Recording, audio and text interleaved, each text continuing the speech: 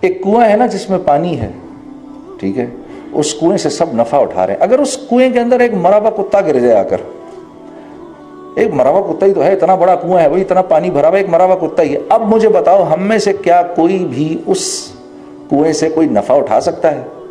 نہیں اٹھا سکتا۔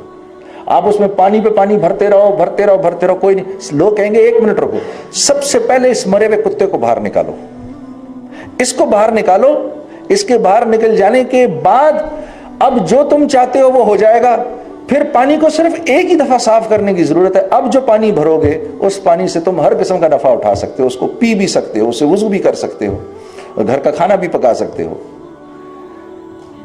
تو اعمال کی کمی نہیں ہے، اعمال تو ہم کر رہے ہیں الحمدللہ۔ میرے عزیز دوستو، میرے بھائی اور میری بہنوں، فرق صرف یہ ہے کہ ہمارے دل ایمان کی مایا سے خالی ہے۔ ہاں، یہ وہ مایا ہے جو انسان کو اللہ کے حکموں پر کھڑا کرتی ہے، نبی کے طریقوں پر، یہ وہ ایمان ہے جو انسان کو لے کر آتا ہے، نالج نہیں لاتی۔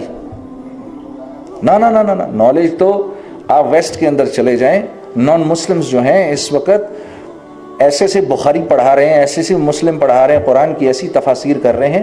نالج کے آ جانے سے کیا ہوتا ہے؟ نالج کے آ جانے سے اس عمل کی رغبت بڑھ جاتی ہے، شوق بڑھ جاتا ہے، رغبت بڑھتی ہے، شوق بڑھتا ہے، اب دل کرتا ہے اچھا مجھے نماز ایسے پڑھنی ہے، اب میں ایسے پڑھوں گا، دیکھنا جا کر۔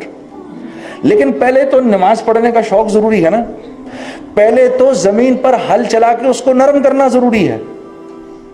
اگر اس کو نرم نہیں کرو گے اور بیج اوپر ڈال دو گے تو وہ تو بیج تو اندر جائے گا ہی نہیں، وہ چڑیاں آئیں گی وہ بیج کھا کے لے جائیں گی اپنے ساتھ۔ جب ایک دفعہ یہ دل کی زمین نرم ہوگی، اب اس میں جو بیج ڈالو گے میرے دوستو، وہ اندر جا کر اپنا منہ موڑے گا اور زمین کا سینہ پھاڑ کے باہر نکل آئے گا۔ ہاں، پھر ایک کومپل بنے گا، اس کومپل کی حفاظت کا وعدہ اللہ نے کیا ہے، اس کومپل کی حفاظت کا وعدہ اللہ سے ہے۔ جو ایمان بنانے کی محنت کرے گا، اب وہ جو اعمال کرے گا اور ان اعمال سے وہ اللہ سے جو کچھ لینا چاہتا ہے وہ دینے کا وعدہ اس سے اللہ نے کیا ہے، وہ ملے گا۔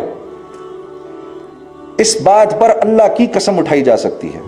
اور اگر ہم نے 10% بھی کر لیا جو صحابہ کرتے تھے، 10%، اگر ہم نے 10% محنت بھی کر لی جو صحابہ نے کی، تو ہمیں جو اس کا اجر ملے گا وہ صحابہ سے 50 گنا زیادہ ملے گا، کیونکہ ہم کمزور ہیں۔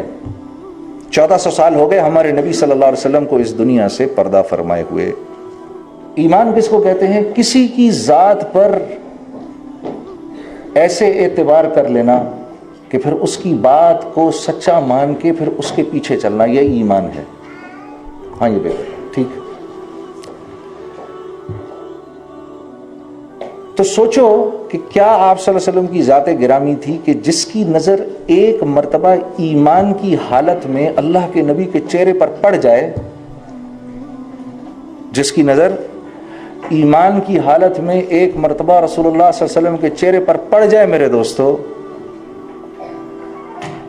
اس شخص کا درجہ اب ایسا ہے، اس شخص کا درجہ اب ایسا ہے کہ قیامت تک آنے والے جتنے اللہ والے، جتنے غوث، قطب، ولی جتنے بھی ہیں، وہ سب مل کے بھی اس صحابی کے درجے کو نہیں پہنچ سکتے۔ یہ میں آپ کے سامنے ان کی بات کر رہا ہوں، آپ سمجھے میں نے کیا کہا؟ کسی کی بات کو ایسے مان لینا، اس کی ذات کو سامنے رکھتے ہوئے اس کی بات کو ایسے مان لینا۔ تو میں کس کی بات ماننے کو آپ کو کہہ رہا ہوں؟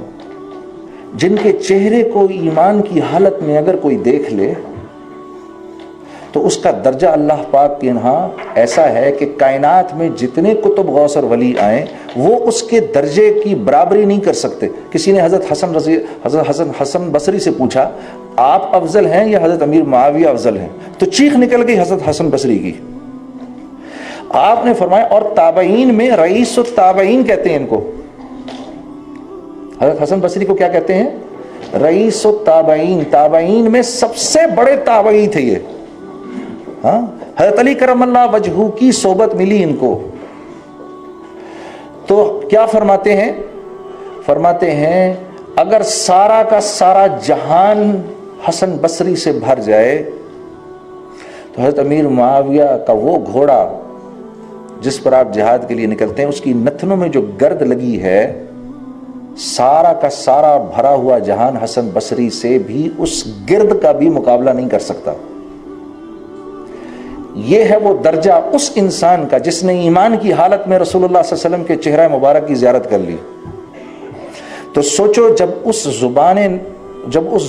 زبان سے، جب اس نبی آخر الزمان کی مبارک زمان سے جو بات نکلتی ہوگی، ذرا سوچو اللہ کے ہاں اس کی کتنی قیمت ہوگی، کتنی قیمت ہوگی اس کی اللہ کے ہاں۔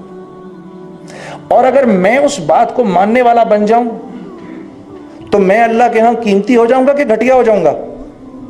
کیا ہو جاؤں گا؟